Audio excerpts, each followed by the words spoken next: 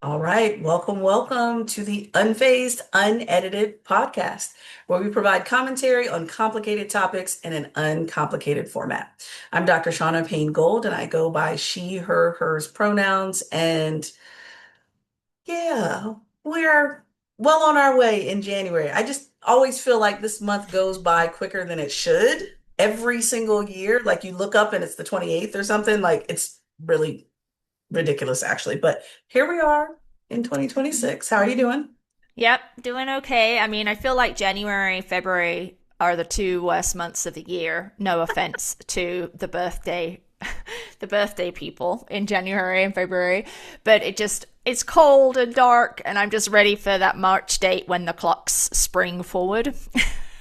Oh yeah, for sure, So, for sure. yeah. But Mhm. it sounds like you have been pretty busy cooking up something with your oldest son, so I would love to hear a little more about it. Look, let me tell you. So I know you remember when we decided that we wanted to do the Unfazed podcast before it was Unfazed, Unedited, y'all. And it was truly like just putting a mic in front of us and recording conversations that we were having anyway, whether it was Yep, yep. phone, text, what have you. It was just recording conversations we were having anyway.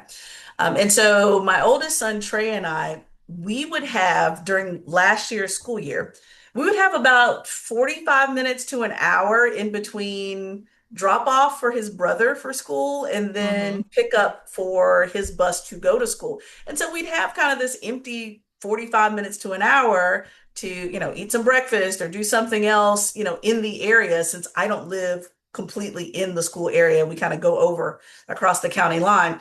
And so we'd go into Giant and get some breakfast, or we'd go somewhere and get some breakfast. And so we'd sit down and he would just start talking Okay. about these topics in the world, especially during the election season, but even, Yep. prior to that, he'd just be talking about these really interesting topics that obviously he's hearing kids talk about at school. And so I said to him, what do you think about us recording these conversations that we're already having, right? Mm-hmm. And he was like, "Yeah, that's actually a cool idea. That's what you and Dr. Lisa do anyway, right?" And so lo and behold, he's like, "Yes, let's do it." And so I said, "Okay, great. You come up with a name. Okay. You come up with topics that we're going to talk about each week. And hey, you can even use a little bit of AI to do some fancy stuff with the art because that is not mommy's cup of tea, and I don't have time nor bandwidth to do it anyway." And so he came up with this great name, Generation Overlap, which I Mm-hmm. thought was so cool because he Yep. talks about the generations anyway. Like he's always throwing out there, well, I'm Gen Z and brother is Gen Alpha, and he uses it in very common colloquial conversation all the time. And so he just pulled from it. And so it's an opportunity for me to see things from a Gen X perspective, him to see things from a Gen Z perspective. And there's some times where we completely interpret things differently. And then there's other Mm. times where we're both clueless. Like we're both confused. I'm thinking, okay, the youngins should know more than I do. And he's like, no, actually, mommy, I've talked to my friends at school and they have no clue either. And so that just turned into its own little micro podcast where we try not to go over 15 minutes or so because Trey, my brilliant son, also has a very short attention span. So I said, well, Mm-hmm. let's see if we can do this in 15 minutes. We're now at probably episode 4 to 5 by the time Okay. you all hear this, and most of them have been over 15 minutes. So it's Ha. really cool to listen to them talk about these. So anyway, it's a micro podcast. Y'all go to YouTube. We are starting at YouTube for now at Generation Overlap. And then we may expand it to other places, but getting a little catalog of his thoughts and ideas about the world. So it's been really fun Mm-hmm. to see him do that. So That's awesome. And which day of the week do they drop? oh, Mr. Trey decided Thursdays. He Okay. knew that you and I drop on Tuesdays, and so he picked Thursday. I said, "Hey, it's completely up to you. This is your creative project, so go for it." So it'll be on Thursdays. Cool. I just love the way you empower your kids to do things that they love and to explore new things. It's just really awesome to hear about that. So, listeners, Yeah. get yourself over to YouTube, Generation Overlap, and you've got a Tuesday, Thursday combo now of listening in on on conversations. I should have That's right. called you up when I was doing this New York Times Yes. language of 2025 quiz. And I got like Ooh. six out of 11 or something, because it's just all Uh-huh. this language that I'm just not connected to anymore, because language is changing so rapidly, and being older, I just am not in the Yes. mix. So I wonder how Trey would do on that. Probably quite well. He probably do really good. Well, and he gets like the triple whammy because I'll ask him questions, he'll hear things at school, and then his younger brother, who's Gen Alpha, will talk about things that he hasn't yet heard of either. And Mm, so pulling it all together is getting really interesting. So I learn something awesome. every time we talk. So, Yes. Well, yeah, you're being kept on your toes with up to date knowledge and cultural trends. I'm So trying. I'll Yep. yeah, it's a lot. It's a lot. All right. So let's move into word of the week. What do you got for us, Shauna?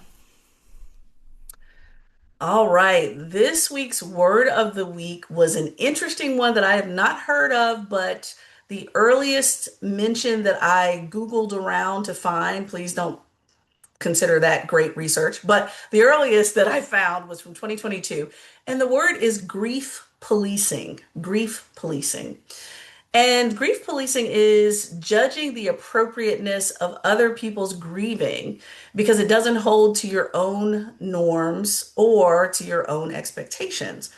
And I thought this was a good one because, Lisa, you and I have talked, off air on this, but this has been used quite a bit with someone who lost his life Mm-hmm. last year and his widow's seemingly lack of fit into the Yeah. idea of grief, right? Yep. Yep. And I thought it was interesting because you and I both, I am very comfortable saying that you and I both do not agree with probably 100% of anything that Yeah. that gentleman ever believed or communicated to others. And at the same Mm-hmm. time, bringing in this gender dynamic of how long should Right. anyone grieve, but especially how long should a woman grieve?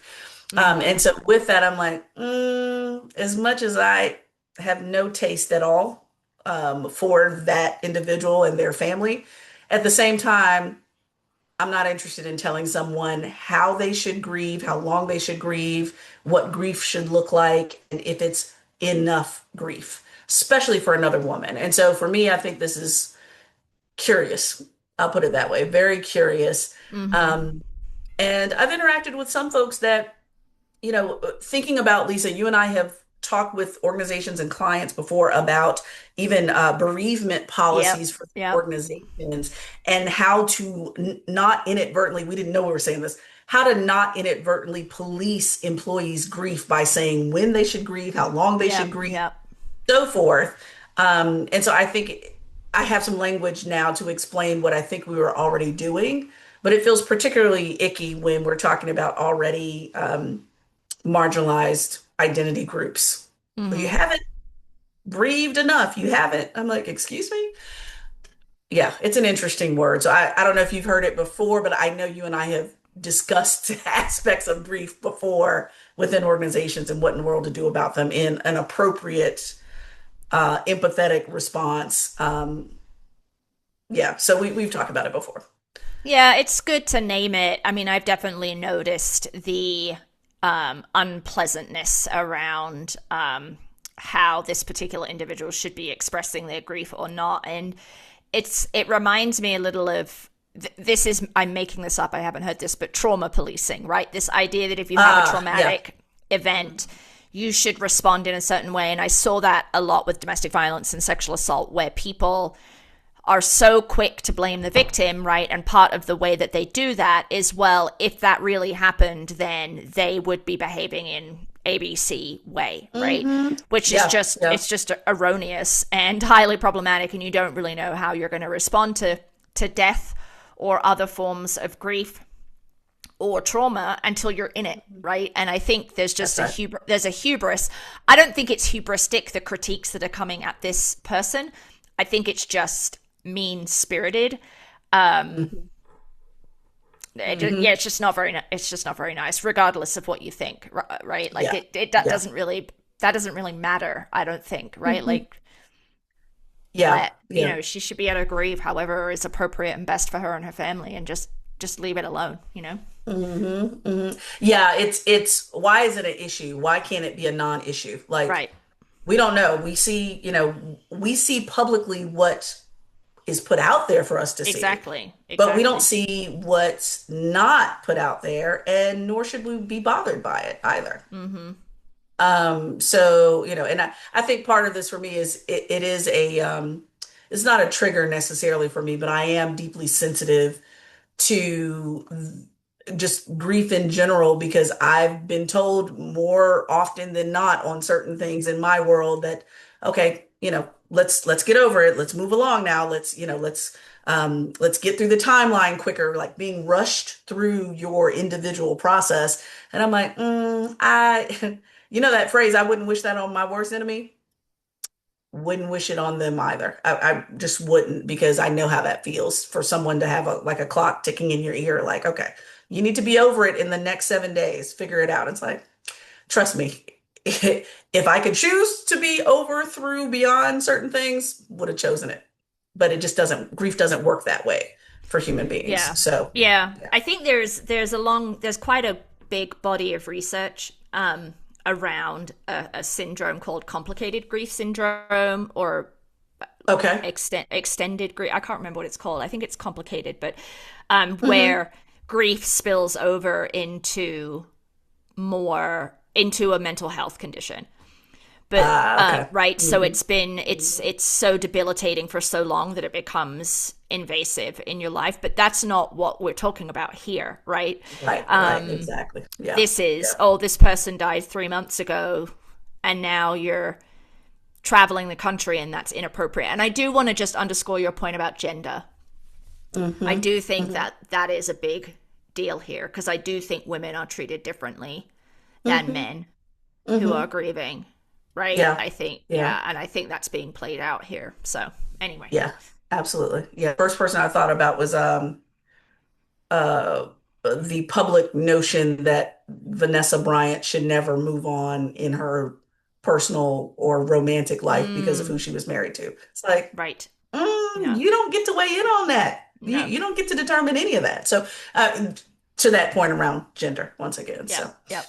all right. Well, enough of the grief. All right. Mm-hmm. I was the Debbie Downer this time. Usually you say you're the Debbie. No, Yeah, I came yeah, out the gate with the Debbie Downer, you but here did. we are. But I thought it was a great word to process. So let's move into phase one. All right. So since we were kind of sort of almost on the topic of someone's marriage in particular, um, I was, of course, scrolling, wasting my life over the holidays, y'all, on Instagram. And there's all types of accounts out there about marriage or not being married or good marriages or whatever it is. And a woman popped up where she was explaining something incredibly on a marriage account in particular. I can't remember which one, but she was talking about the social skill deficits of her partner. And I thought it was so fascinating because I said, "Oh, let's get clear first on what social skills are, and then how individuals who have certain levels of privilege avoid those social skills. Mm-hmm. And it's useful Mm-hmm. to them to Mm-hmm. avoid the social skills. Because we think about social skills, like Yeah. whenever I bring up social skills, I'm usually thinking about like kids, like learning how to share or learning how to communicate what you need or Right. boundaries for kids, saying no to an adult you don't know or saying yes to a family member, those types of social skills of how to Mm-hmm. engage as a kid. Well, here's what happens. Kids that don't have social skills grow up to be adults that don't have social skills, and then they get married. How about that? And so this this account was interesting, but I looked around, I looked at the APA website, and they gave some general social skills on a list. So communication, assertion or initiation, initiating things in your life, coping with certain things where it's not debilitating, for example, interpersonal problem solving, self-regulation. So how do you still move to, through, and beyond your own emotion? active listening, empathy, which that horse has run the Triple Crown here on empathy, right? Interpreting cues, excuse me, which we realize if you are neurodivergent, that may be a little bit more tough. Cooperation with others, and then managing relationships, right? I always think about my various circles of friends. Some of them overlap, some of them don't, but managing all those relationships, right? Well, this woman on this particular marriage IG account was giving this example of how exhausting it was for her to explain to her partner a particular need, and then her partner, who happened to be a man, uses layers of privilege to allow them to not only create these blind spots, and Lisa, help me if I know that's ableist language, but let's find another word for that. But creating these lapses in empathy for his partner, and not only creating them, but maintaining them. So think about a situation where someone had a level of privilege, and number one, they didn't see the level of privilege in how they engaged with you. Number two, as you try to initiate rebalancing the power dynamic, you were the one that was required to fully explain what was going on for them to even think about entertaining their behavior change. After you've explained it, they then require you to make sure that they understand it. And then on top of that, they got to agree with it. I'm like, that's too much damn work. Like, that's a lot of freaking work. And it's very convenient to put the onus on the other person to explain, help you to understand, and then convince you to agree with whatever's going on. And so she used this example of making the case for her experience to her privileged partner. And if the case wasn't perfect, if it wasn't the right example, if it wasn't the perfectly fitted example, then the case, literally like a legal case, was dismissed. And she's done all that work and still no behavioral changes and then no improvement in the relationship. And so, with that, Lisa, I thought this was such a good framework because that almost completely describes every social justice issue, equity issue, inclusion issue that I can probably think of in regard to the onus that's put on the most disenfranchised identity in the relationship and what they're expected to do. Um, and this just happened to be in a marriage context, but I'm thinking in damn near any context, work, school, place of worship, just general society. But Lisa, how does that land on you when it comes to that Mm-hmm. almost almost a legal court case, and you're probably not going to win it. Let's put it that way. Yeah, I mean, it reminds me of gaslighting, right? It's not exactly the Mm, same, mhm.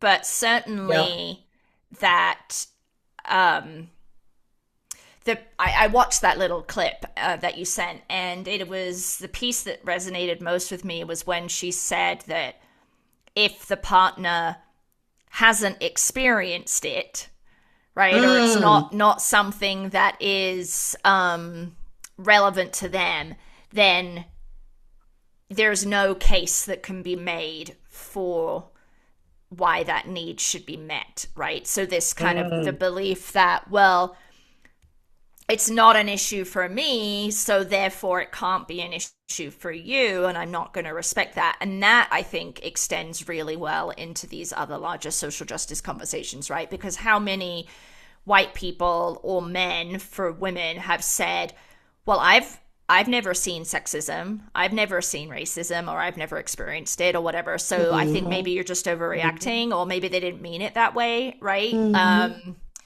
So that Yeah. felt really um, alive in terms of kind of how we think about having needs met and the degree to which, Mhm. really, in a healthy relationship, an egalitarian healthy relationship, you should just be able to say, this is my experience and this is the need that I have. And outside of that need being like, illegal or something that you really don't want to Yeah. do.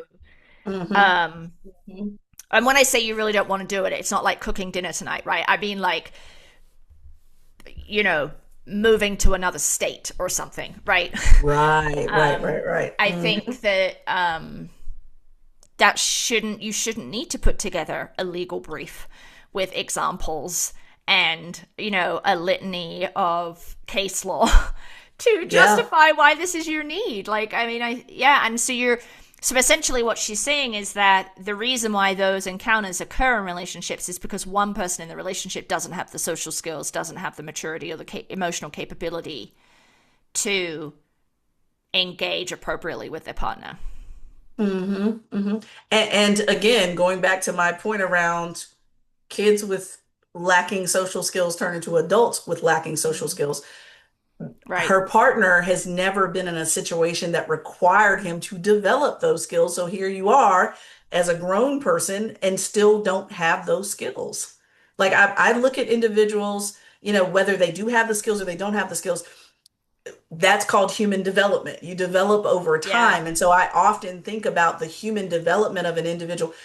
What created a Lisa that's empathetic? Well, obviously, she's probably had some experience in her life, in addition to formal education, that causes her to have empathy or whatever social skill it is. On Mm-hmm. the converse side, if Lisa does not have empathy, there's a whole human development arc of your life that has never pushed you, forced you, called you, required you to have empathy. And so therefore I have an adult across from me that doesn't have that skill. It's not just Lisa deciding not to have that skill all the time. Sometimes, yes, but not all the time. And so Mm-hmm. what's the arc of human development that allowed you to be who you are? Like it's kind of like, which I don't like this saying, and I don't say it to other people, but I used to hear this all the time where a person would say something or lash out at someone, and then the retort to them, often disingenuous, is who hurt you? And I'm like, you're Mm. saying that to be like a backhanded Yeah. type Yeah. thing, but at the same time, something did occur that either pushed them to be who they are or allowed them to be who they are. Like Mm-hmm. I think that about every human being, including the president of these United States. I feel like, no, no, no, no. Yeah, he is what he is, and that's not great at all. But I'm still thinking in my mind the accountability of every single interaction, social group, friend group, formal group that has allowed that to happen. That's with everybody. I think that's with everybody. Mm-hmm. We don't happen to be the leaders of an entire country, but you got there by means of, right? It's kind of like, what are those things? They're not lily pads, but when you go to like a garden and there's like maybe a pond, a koi pond or something, and there are those little steps where you're in the water, but you're not in the water. You're kind of walking across and there's steps. It's like that where you're taking these steps along your life, and some of those steps don't require you to get wet. For some of us, we're wet all the damn time. We're in Right. it. We're in the context. We're required to be. But some people just walk across empathy, or they've never had to actively listen because they've never been required to be quiet long enough to hear someone else's voice, or whatever context that creates the social skill or the lack thereof the social skill. A whole system created that, for good or for bad. Yeah, I mean, I think it's operating on multi levels, right? But in a heterosexual relationship, my sense is that, Hmm.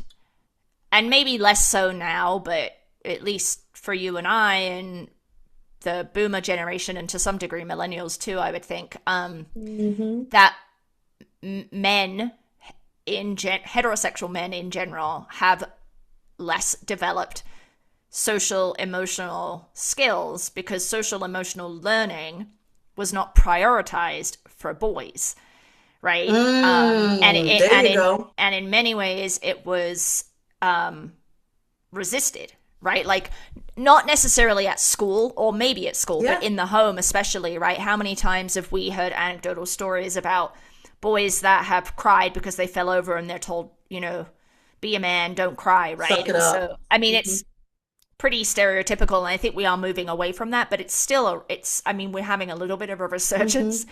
given everything that's been happening culturally and politically. But so I think then that creates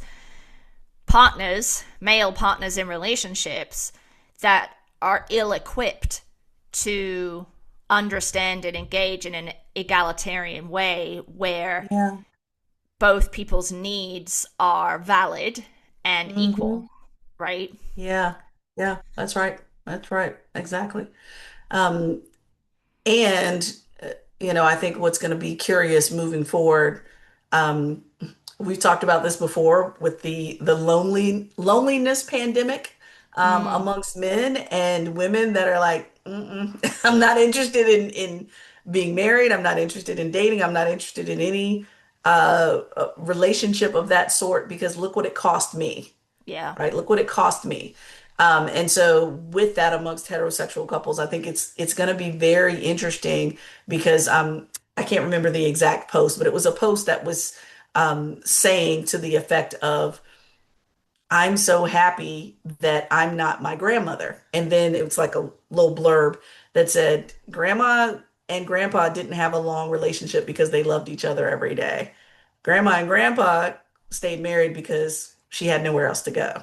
Like it Mm, gave like some real life contextual examples. And so now that we're in a context where you don't have to be in I'm not saying perfect, there's no perfect relationship, but you don't have to stay in a relationship that doesn't meet your needs. You don't have to stay in a relationship that causes you to work so hard. Like when she was talking about how much work she was doing to explain yeah. herself, I'm like, this is exhausting just listening to it. I know it's exhausting doing it. So there's the choice is no longer stand by your man, quite literally. The choice is a true choice. I'm not Mm. saying it's not difficult. I'm not negating any of that, but it is more of a choice than it was for our grandmothers, great grandmothers, etc. So, Yeah, and it's still somewhat of a radical choice, right? To choose yourself as a woman hmm over the relationship, over your partner. And I think this is true hmm regardless of your gender or sexual orientation or relationship status, right? That to choose yourself, not in a narcissistic sense, but in a, right. I just feel like I am exhausted because I'm giving and giving and giving, and my needs don't appear to matter, like, and then saying, okay, I don't want this for me anymore. hmm When all the messages we still get, and now with that resurgence, the messages that are piling on around family and commitment and Yeah, staying yeah, yeah. married, right? To be hmm able to hmm say this isn't for me, I think is still, it shouldn't be a radical choice, but it still is. Well, so you said previously egalitarian relationship. I feel Mm-hmm. like your point is poignant on that language because isn't it that way with most non-egalitarian like think about white folks being in shock and awe and frustration because black folks, brown folks, everyone else wants to simply have a mutually beneficial Right. relationship with one another. Right. And it's shock and awe with the white Yep. folks that are like, how dare you ask for Mm-hmm. what I already have type thing, right? It feels similarly where how dare you women not even ask for more? Because like when you mentioned, choosing yourself, you're exactly right. Uh, the patriarchy of what you just said would initially make people think, oh, she's asking to be first and she gets 99% of the understanding, consideration, so forth. It's like 50, not that it's truly 50-50, but even close to that is Mm. still an affront Yeah. to folks that have always had it.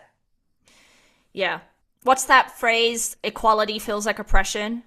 Is that, There you yeah. go. That's Where, exactly what it is. yeah, so Mm-hmm. groups or individuals who are marginalized in some way, whether that's on the micro level of a relationship or kind of macro societal level, asking Mm-hmm. for equal treatment or egalitarian behaviors is exactly what you said, is understood as taking something away from the majority group. And I Mm-hmm. think that's totally true in a relationship, right? Yeah. Yeah. Like, Mm-hmm. um, Yeah. we just see that over and over again. And it's, yeah, I mean, I just fear, Shauna, that this is going to get worse before it gets better again. I feel like we're regressing Ooh. a little bit. Yeah, I think so too. I think there's now I have been equally entertained by the male partners that are doing some of the videos about invisible labor and doing certain like even those men are getting obliterated by other like hyper masculine men that are saying, "Oh my God, you're sweeping the floor. You got a wife to do that." bullshit like that, right? And they're like, guess what? We both live here. Either one of us can sweep the floor. Like, I think that's what's really becoming interesting is who are the resistors that are striving for the egalitarian relationship that you mentioned before and trying to model it for others that can't fathom it or they don't see a problem that needs a solution. Like it's almost like those guys are, I'm not saying they're ahead of their time, but they're some of the clarion voices that are saying, hey, I'm letting you know that we need a solution before you've even figured out that there's a problem. Step up, do your part, listen, Right. etc. Yeah. Um, so yeah, I just thought it was interesting. I was exhausted by listening to her discuss it, but at the same time, it was very, very Mm-hmm. poignant, very Yeah. poignant. So who wants to be in court every day at home? No, Nobody. thank you. No. Nobody. Not interested in that. So. All right. I know. Look, I am Debbie Downer for real this episode, right? So, what do we do about that? All those social skills that I listed at the beginning, keep developing them, y'all. I'm always working on active listening skills, but keep working on them, y'all. You do not want to be, regardless of gender, you do not want to be the person that this lady was describing. Right, Keep right. working on your skills. So, all right, Lisa, take us into phase two. Okay. Well, I mean, I feel like I'm just going to keep us going down. I mean, no, I'm going to start on an uplifting note. So, Zoran Mamdani was sworn in as the New York City mayor, and he did so on a Quran, which is the first, I think, the first New York City mayor to use that document book text as the swearing in item. So that obviously I haven't paid that much attention, but I'm sure that sent ripple waves through the Magaverse. But and he got to work pretty quick and signed a bunch of executive orders retracting many of Mayor Adams's stuff, and then in particular, I think 3 executive orders trying to deal with housing and rent control and really supporting tenants. So I just wanted to just flag that for everyone. I have a lot of interest and excitement to see how this goes. I think he is going to struggle, not because he's not competent, but because it just is very hard to do some of the things he wants to do in this kind of old, bureaucratic, slow machinery of government, right? And there are just some things that he will likely find are just not possible. And I hope the average voter can understand that, right? It makes me think of Biden and the student loan stuff. Where he wanted to create these student loan forgiveness programs, and he tried his darndest to do that and then got shut down at the Supreme Court, right, and blocked in many other ways. And that wasn't because he didn't try, it's just that the system didn't allow him to ultimately follow through. So really, it's not. So people felt like he didn't keep his promise without the added contextual analysis that it wasn't ultimately him, right? And so I hope that people can apply that in New York City when the new mayor ultimately runs into some roadblocks. There's just no way he's not going to, right? And I always said that about Bernie Sanders too, all of these people that love Bernie. And I'm like, there's just no way he could be president and not have to compromise and wouldn't run into roadblocks. It's just not, we're not living in a utopia, right? It's just not that easy to do things. Anyway, so we will circle back on this. And maybe if there are any New Yorkers listening, they can send us some updates about how things are going. But I'm excited to see how he does. And I think, if nothing else, it's a little bit of a breath of fresh air, right? Well, you're reminding me before you continue on. I appreciate your word utopia on that too, because Bernie and maybe Mamdani, they, if nothing else, they exemplify the ideal of what a lot of Right. people would love to have and would be beneficial to most, if not all. But the structure to get there is just not present. So I feel you on what you said. That's an important Yeah. point. But at least it keeps going back to our episode on freedom dreaming. They help Yes. us to Yes. continue to envision what we want, even if we don't get there, we're still striving towards it. So we need that visual, that vision, that, Absolutely. that reminder that, yeah, we want it to exist. So anyway, go ahead. Yeah. So that's my little bright spot. So now moving on to the less less of a bright spot. I just so Shauna and I write notes around these episodes about the kind of things we want to touch on. And my note for this next segment was just Venezuela question mark. That was the extent of what I had from my notes. So anyway, okay, so let's paint the picture. I am a news junkie. I probably listen to too many podcasts, read too many news sites, watch too many news shows, newspapers, etc., etc. So I am a fairly early riser, not necessarily because I want to be, but because I have two dogs that like to get up by 6 a.m. So Saturday, we're recording this a few days after. You'll be hearing this in a week. But yeah, so Saturday morning, I have, dogs wanting to get up at 6 a.m. And so I take them out, and then I see this little pop up on my phone from the New York Times that in the wee hours, not too long ago, the Trump administration had orchestrated a attack on Caracas in Venezuela and abducted the, albeit illegitimate, but the president of Venezuela, bringing him back to New York to face charges on indictments that he was under since 2020. And I'm just like, it's like 6:15 in the morning, right? And I'm like, WTF, it's January 3rd. We are 3 days into 2026, Shauna. Anyway, so then I text my friend who is equally connected to politics, and she doesn't respond until like 10:30 a.m. because she slept in. And she's like, OMG, WTF. Right.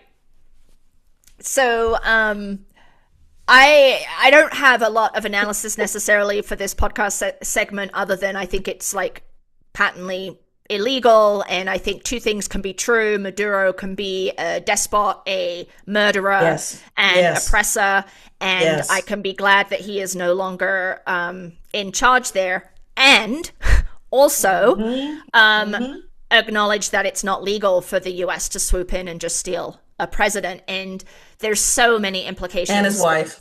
Yes, and his wife, and I think maybe 4 other people, dropping bombs on a sovereign nation that hasn't, there's no war, no Congress has not been involved, there's no authorized use of military force, I think is what it's called. And the degree to which Congress has just been like, shrug, right? Right. Nothing, no accountability. Yeah, and how international law is, it might as well not exist. Like, the only way that international law has any kind of limiting principle or limiting effect, rather, on countries is if countries respect the validity of international law, right? Because holding people accountable in the International Criminal Court is very difficult to do, and the US is not a signatory onto that criminal court. That's right. But it requires everyone to be like, yep, the UN Charter, yep, international law is a thing, and we abide by it, right? Because once you start to not do that, then what's to stop other countries? What's to stop China from going into Taiwan, right? Or North Korea into South Korea? Like, how do the dominoes start to fall when the US does something like this and is not held accountable? So I acknowledge that there's no way to legally hold the Trump administration accountable in an international law context. But to have to have such a tepid response from world leaders and from the US Congress is maddening. So anyway, so that I spent most of Saturday trying to track and follow that and read analyses and kind of educate myself. But I'm wondering if you had any initial thoughts, Shauna. Yeah, well, let's use just a little bit of common sense considering what's emerged thus far. What CNN has reported, like literally a couple hours before we hit the record button here, is that we have to get clear on something that's meant to be unclear. This man has said that the US will, quote, run Venezuela. Excuse me? Right. So, of course, if you steal a president, that means that there needs to be some form of order set up with a proper leader. Well, here we go with the domino effect of what that means exactly, where he wants to rely on, armadas that are offshore, and those armadas are going to ensure that whoever is in charge does exactly what this administration wants them to do. We're puppeteering at this point. We're playing the puppet role, or the puppet master role, if you will. And so, of course, he gives these grand sweeping volatile statements with no plan, Mm-hmm. Mm-hmm. which then puts us on edge as thinking Americans and Venezuelans on edge, of course. Like, come on, they have 31 million people in their country, and we haven't been there in God knows how long. I don't even remember when that embassy closed, but we haven't been there for I want to say pre-pandemic, I believe. And so with that, it's like sowing mass confusion. Sowing mass, I mean, that's his MO, of course. And oil has got to be involved in some way. Like I feel like this is like the even more gross international version of J.R. Ewing from Dallas 100 years ago when I used to watch that Oh, show with my yeah. grandmother. It's like Yeah. you just want to, by any means necessary, take over the damn oil. Mm-hmm. And so, he's expecting Venezuela to meet their demands. It literally is like witnessing an international child's hissy fit. Right.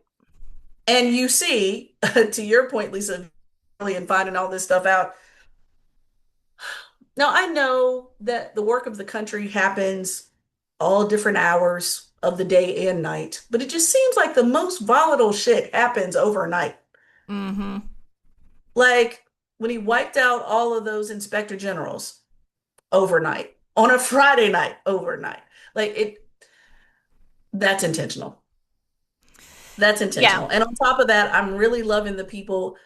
Kudos to all the people that keep receipts, because this man said the same thing about predicting that Obama would bomb a specific country and take over there because he's greedy and he wants the oil in that country. I need to look back and see where that tweet came from. But he said it. It's like interesting. Once again, the very thing that you critique, you do. Mm-hmm. Yeah, a lot of people are having flashbacks to Iraq, right? Where there Mhm. was just like no plan ultimately None. afterwards, and the U.S. has None. no legal authority, domestic or international, to quote unquote tell Mhm. another sovereign state Mhm. what to do, right? And it just for That's right. me, That's right. I'm not enormously educated on Latin America, but I do know that the U.S. has had some pretty awful Hmm. histories of interference and propping up dictators and facilitating coups in like Guatemala and Chile, See, and yeah. other places, that in many ways have led to mass migration from a lot of Latin American countries to the United States because of the Hmm. destabilization that the United States government was involved in created those conditions, right? And Hmm. so Right, right, right. it just feels like history repeating itself. And then you've got your Stephen Millers, those, he's such a unpleasant man. Hmm. He's Hmm. like, great, Venezuela's perfect. All of the Venezuelans in the United States now, you can go back to You Venezuela can because go it's back. safe. Yeah, Which is yeah. just ludicrous because you've removed the head of state, right? The head of government. But a quote unquote regime is more than a single person, right? That's right. It's That's the right. military, it's all of the other people, it's the media, it's a whole Hmm. ecosystem. That's right. That's Much right. like if our current president was removed, the MAGA regime wouldn't just disintegrate, right? Exactly. Because it's That's right. more than just the single person.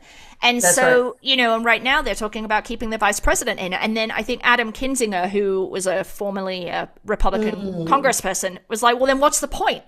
You take out Maduro and then you put in the vice president who thinks Maduro was legitimately the president. Like how have you done anything, It's right? So, so yeah. the visual, which this is a gross analogy, but yet meets the point exactly. There was a cartoonist that pretty much said the same thing. If 45, 47 wasn't there and JD Vance was, it would be like, let's just say it would be like pooping your pants and changing your shirt. Right. Like you haven't really swapped out the problem and swapped in the solution. It's still there. Mm-hmm. There's just a different shirt on it. It's just a different facade on it. But the root problem is still there because it's not just one person. It's like you said, the entire ecosystem that props up that notion. Yeah. It wouldn't go anywhere. Yeah. As much as I don't want that man in office, I know that man isn't the only problem we have here. Right. It's a big Right. problem, but it's not the only problem. Yeah. So, I mean, I think we will obviously more will happen and things will unfold, but Hmm. it also isn't necessarily a slam dunk from what I understand that Maduro and his wife and the other people will be convicted of these crimes they've been indicted on. Hmm. Because I Hmm. guess, is it Manuel Noriega from Panama back in 1989? Like a similar Hmm. act was happened there, although it is different as Yeah. I understand it. But he Yeah. wasn't convicted on all of them. And then, not least, you've got the former Honduran president who was convicted here and sent to prison for 45 years for the exact same Exact things same that thing. Maduro's been arrested for, and he got pardoned like in November. Exactly. The So, yeah. hypocrisy. The Yeah. hypocrisy And I every just think time. part of the problem is people aren't paying attention. So many people aren't paying attention. Like, I would bet Hmm. money, Shauna, that there's in the millions of individuals who are not even aware that this attack on Venezuela happened. Exactly. That's right. That's right. Unless they're seeking that information out. And part of it intentionally too, God forbid, we in the United States go to sleep at night. It, like some people do not want to start their day by checking the damage report first thing in the morning. Yeah. As much I'm very much one that keeps up with a lot of stuff, but it's not the first thing I want to start out drinking my coffee to. Like it's very intentional that certain things are happening overnight in the United States that we find out in morning when people are too busy, distracted, or simply do not want to start their day with the bullshit.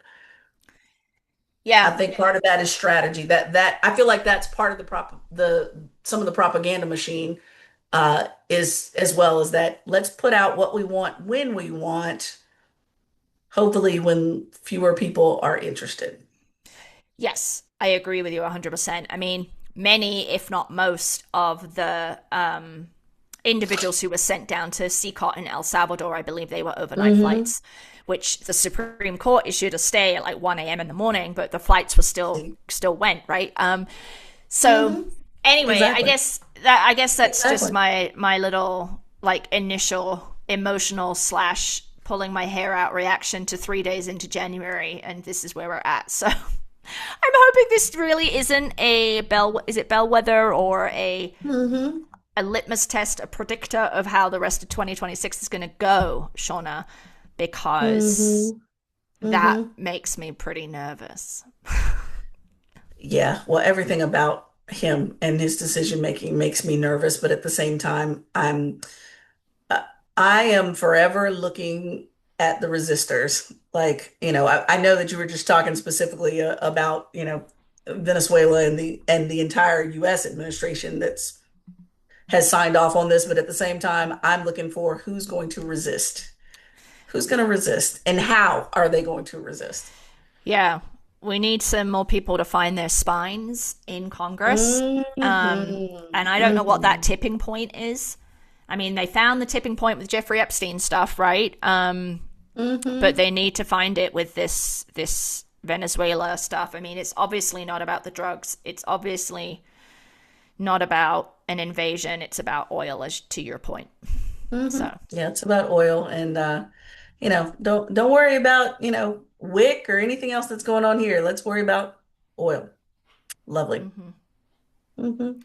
Anyway, So pay attention to your legislators and those that represent you. Pay attention to what they say, what they do, what they don't do. Pay yep, attention. yep, Pay attention. yep. All right. All right. Well, Lisa, that's it for this episode of Unfazed, Unedited. Please don't forget you can reach us on all of our social media and podcast apps. at Unfazed Unedited. You can email us at info@unfazedpodcast.com or just visit the website. We got everything there, unfazedpodcast.com. So if you liked this episode, please don't forget to subscribe, leave a review, share with your friends, coworkers, or others in this phase of your life. So who knows what will happen between now and next week, right? Right, right. All right. All See you right. next time. Bye.